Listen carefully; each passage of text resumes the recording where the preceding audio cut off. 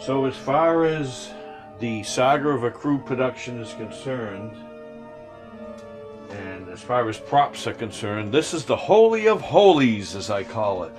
This is the Silvership filming miniature, which has been in storage, cold storage, for a little over 2 years. So it was very carefully packaged, and our hope is that there's been no mice that might have infiltrated. I don't believe so. That's a new trailer that you saw. Very new and very tight. See no evidence of mouse activity. So we hope that this has survived in fair condition. Now, I had not planned on working on this until I moved with the trailer to a new permanent home, but due to life circumstances and the poor screwed up manner in which my father's estate has been handled, that isn't happening anytime soon. So I need something to do this year, and I decided this was the year that I was going to do a restoration on this filming miniature. It's going to be complete with all its vintage dust. It's going to need a good cleaning, and I am also going to do an LED lighting, which I always wanted to do. Well, God knows I have plenty of time to do that now this winter with our pandemic. Lots of people that don't have hobbies. I don't envy them, because hobbies are a nice pastime, and in these trying, difficult times, it's something in there, I don't know what, parts that were loose.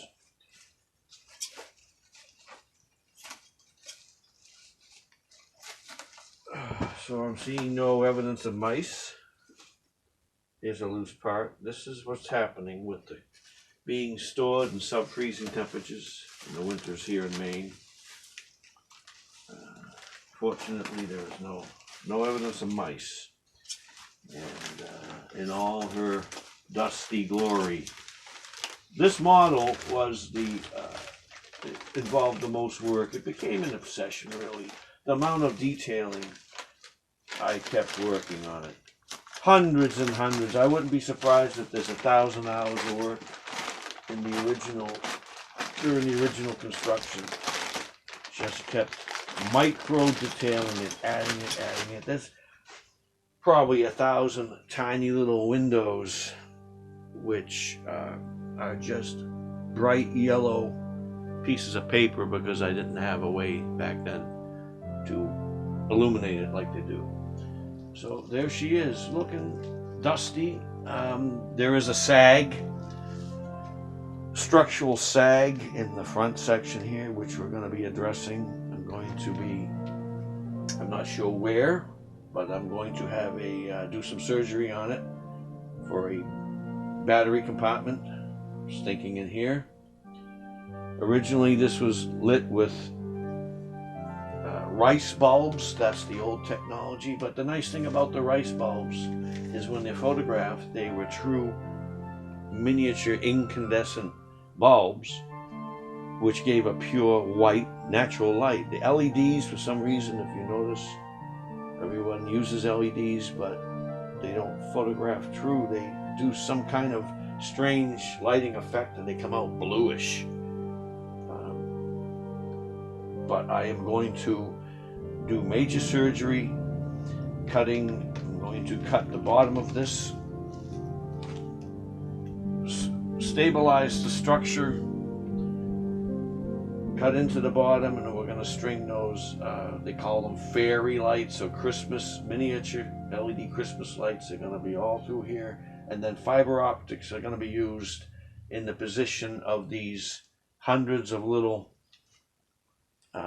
windows. Some of them are actually drilled holes. There was some lighting in this, and we're going to have fiber optics in these, which will transmit the internal LEDs. out to the fiber optics.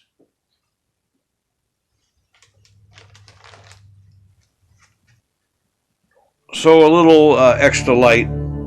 I just put on a little extra light here for observing. And so this is a ship-wide tour of the layout or anatomy of this design, if you were. So there is a bridge conning tower in the center, and you could call it an auxiliary bridge on the front. Here is the nomenclature.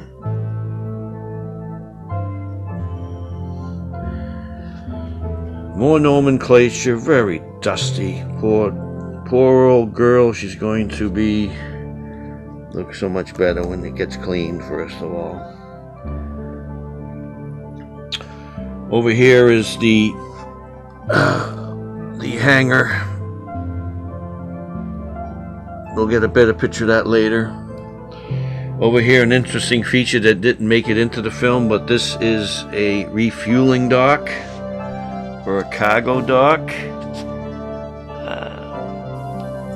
In a much earlier film than Saga of a Crew, which this Silvership was originally built for, I had an animation of a ship which fits into that perfectly, that was backing into this refueling dock, as it were. So there's refueling dock, and on the other side is a hangar bay. The aft section with the main thruster engines. Here's an example of restoration. There's a panel missing there. I think I saw it. Yeah, there it is. And so right there, that'll be reattached. Lots of cleaning necessary, vacuuming, cleaning. I use a stiff white ink eraser to gently rub all this. As I start rubbing on it to clean it, some parts that come loose. Here's some more nomenclature here with the S1. There's a little kit bashing. I prefer to use other objects than kit parts. Somebody in the early Hollywood days would just use all kit bashing and sheet styrene. And me, I like the challenge of using different objects. For example, here's a concrete plug. All kinds of... I have a affinity for identifying parts. And I could name all these parts. That would become a very boring, long video. Back to the tour. That's upside down. If you were in a motion picture setting with things relatively more or less right side up and you wanted to see the bottom, that would be the view you would have of the bottom. But for filming purposes, I'm just going to flip around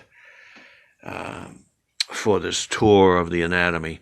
So underneath the bow is sort of this recessed area with we could play with definitions in our make-believe universe that this is all kind of avionics and sensors underneath this recessed area. Again, you'll see simulated windows. Those are those little white squares on a blue background are old drafting pin tapes. Would be nice to make as many of these actual LED lit fiber optic windows as possible. I hope to. So as we go down, you'll also note that the underside is more of the original silver color that this ship was painted. The original version was all silver, hence the name Silvership. As we approached the filming of Saga of a Crew, I wanted a little more grayish to the silver. So I did an overspray, more so on the top, but I guess I didn't do much overspray on the bottom because this bottom really wasn't featured in Saga of a Crew. You didn't see it. Here's a 9-volt battery compartment. Here's an original access panel for some of the rice bulbs. Here's a piece of what we call a dressograph tin right here. I used a lot of those I still have a few of them. Back here,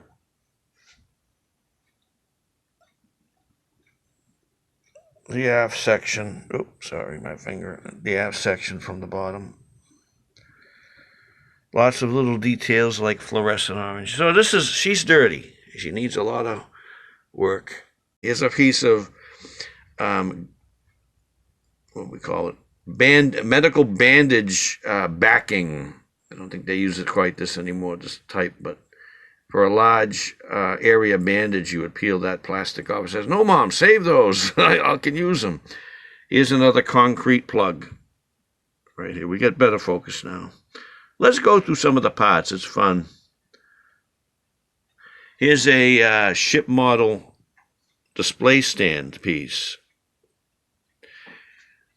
I used this kind of material a lot. This is actually like a 1940s to 50s rubber floor mat right there. Here's a mag wheel from a model kit car. Of course, the old favorite. Where is she? Wait a minute. Tank treads. See the dust, see the hair. Some kind of pot metal parts. Don't know what they are. Here's a bomb. This looks like the reserve drop-off fuel tank from a Japanese Zero. Here is an air cleaner from a model car. Here is a tank wheel. More bandage backing. Tank tread is a what we call those, cable tie head, the head of a cable tie. I use those a lot. There's a drafting pen part. I'm referring to the parts in the middle of your view, by the way. That is a electrical connector. Here is some, I think they call that plastic canvas used in knitting. Goes on and on and on. I saved all kinds of parts. The jet engine from a model. There's the other Japanese Zero drop tank half. On and on. How much do you want to see? There's a little infringement. There's a Klingon battle cruiser green light panel. Shame, shame. Oh boy, all kinds of parts. Brings back a lot of memories. Have a better look at the detailing on top now. Here's tank treads. Another tank wheel. Then of course you can see it's a mixture of all these little paper cards that are all handmade. Those are all handmade. I'm referring to what you're seeing in the middle there again. All handmade. All them little squares and circles and rectangles are hand cut, handmade. And then there's a lot of inking. There's an example there. Again, very dusty, very dirty, but it's all finely detailed work. Finely detailed. Hopefully you're seeing it better now. I didn't have the right focus on. There's a beauty of a paper panel there. I mean, these things, it might take me an hour just to make that and then glue it on. Then a lot of inking and penciling. Again, never meant to be photographed this close.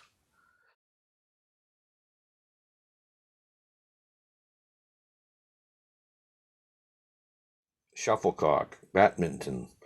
Now you're starting to see all these little yellow. Again, you're seeing dust here. Let me just show you. This is dust. There's a lot of that will come off with the cleaning. I want to be careful. Now I'm going to use a brush. But those are the little yellow simulated windows. Hundreds and hundreds of them. This here is a grommet, one half of a grommet, which is one of the suspending points you could run the thread through. So you see the hole there. You run the thread through and hang the model, more or less on the CG. And here's another one. You can see through it. Look at the dust on this. Poor thing, God's sakes. This is almost like a living entity to me. This is a character. This is a beloved character from the film. There's some great detail in here. There's the conning tower from the rear. More nomenclature, S1. There's a crane from an aircraft carrier model. all kinds of parts. Oh my God, so much. So you would never see details up this close, wasn't meant to.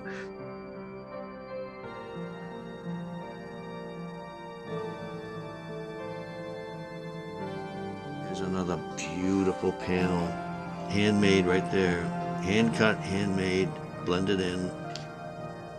So how much, I can go on for hours, I won't do that. I've already gone on too long, but as we go along restoring this, I'll try to keep it a little shorter, but I hope you enjoyed this walk around tour of the original Silvership filming effects miniature from Saga of a Crew.